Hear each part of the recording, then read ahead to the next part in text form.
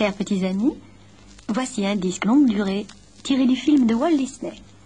Je vais vous lire l'histoire d'Alice au pays des merveilles, que vous pourrez suivre avec moi dans votre livre.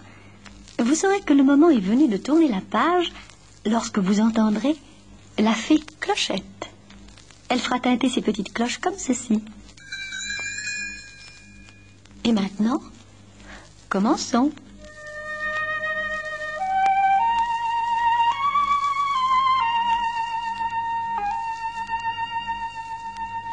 Savez-vous où se trouve le pays des merveilles?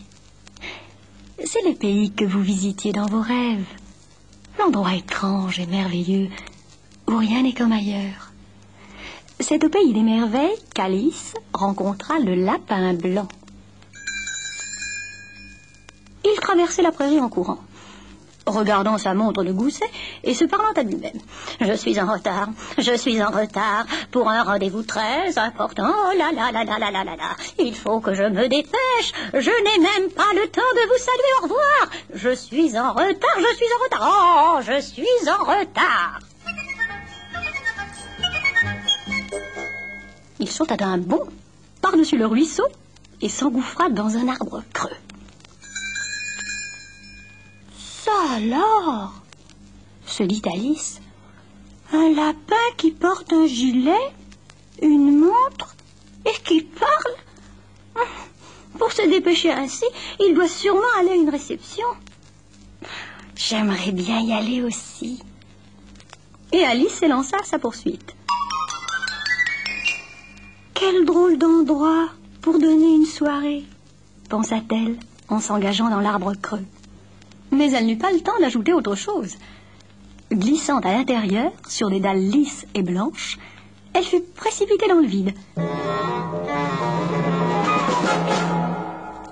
De plus en plus curieux, se dit Alice, tombant doucement, croisant dans sa chute des objets qui flottaient en l'air. Des lampes, des buffets, un fauteuil à bascule, des pendules, des miroirs. Au moment où elle atteignit le sol, atterrissant avec un bruit sourd, le lapin blanc disparaissait par une porte minuscule, trop étroite pour qu'Alice pût le suivre.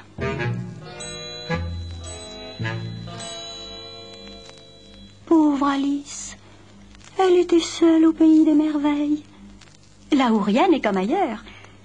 Vous savez, exactement comme cela se passe dans les rêves.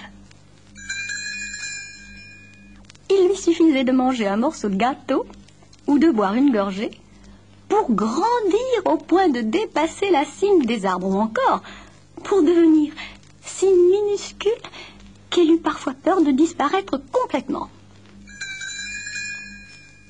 Elle rencontra d'autres animaux, oui, mais d'étranges animaux qui parlaient, eux aussi. Ils essayèrent bien de lui rendre service, mais ne purent l'aider à retrouver le lapin blanc. Cependant, il faut que je le retrouve, se dit Alice, bien qu'elle ne sût au juste pourquoi. Elle partit au hasard, errant toute seule dans le pays des merveilles. Enfin, dans les bois, elle arriva devant une petite maison pimpante, avec des volets roses. La porte s'ouvrit, et devinez qui sortit? C'était le lapin blanc. « Oh, mon Dieu, cela me hérisse les moustaches !» se disait-il.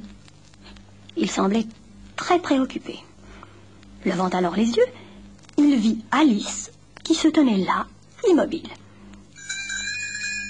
« Marie-Anne » dit-il sèchement. « Enfin, Marie-Anne, mais que faites-vous là? Eh bien, tant pis, restez là, sans rien faire. Mais non, allez plutôt chercher mes gants, je suis très en retard. »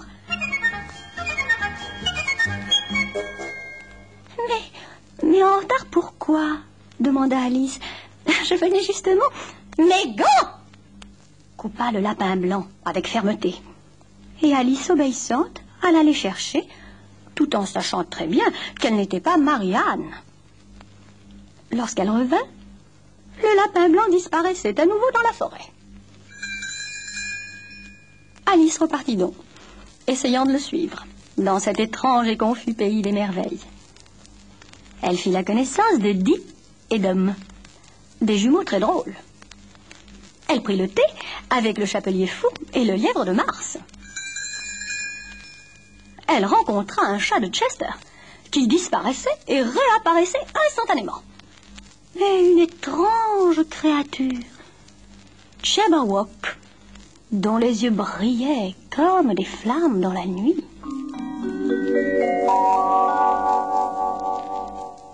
Ils étaient tous très aimables, mais ne purent indiquer à Alice la bonne direction. Mais il y a un petit raccourci, lui dit le chat de Chester. Aussi Alice prit-elle ce chemin. Le petit raccourci la conduisit dans un jardin, où des jardiniers s'occupaient à peindre en rouge les fleurs d'un rosier blanc. « Nous devons faire vite, » dirent-ils, « car la reine doit bientôt passer ici. » Effectivement, une trompette sonna.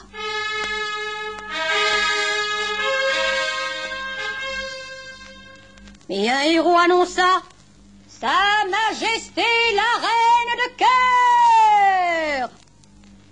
Alice vit s'avancer un long cortège, en tête duquel marchait la reine, à l'allure revêche.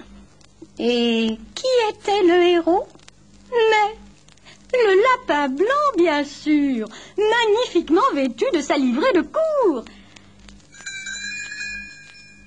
Mais voilà, se dit Alice, je comprends enfin la raison de sa hâte. Qui êtes-vous? Demanda sèchement la reine. Savez-vous jouer au croquet? Je m'appelle Alice. Je vous remercie pour votre invitation, mais je dois retourner chez moi. Oh, vraiment, je ne puis rester. Ah, c'est ainsi, hurla la reine. Eh bien, puisqu'elle ne veut pas jouer, qu'on lui tranche la tête. Mais Alice en avait assez du pays des merveilles et de ses pratiques absurdes. Fit-elle, vous ne me faites pas peur. Vous n'êtes rien d'autre qu'un jeu de cartes. Et sur ces mots, elle courut à travers ce pays imaginaire jusqu'au bord de la rivière où elle s'était assoupie.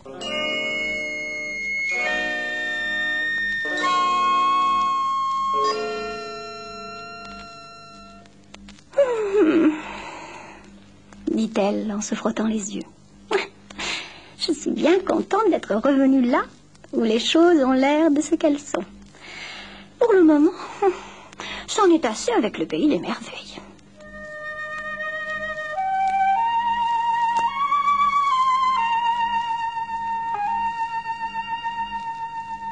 Ainsi s'achève l'histoire d'Alice au pays des merveilles,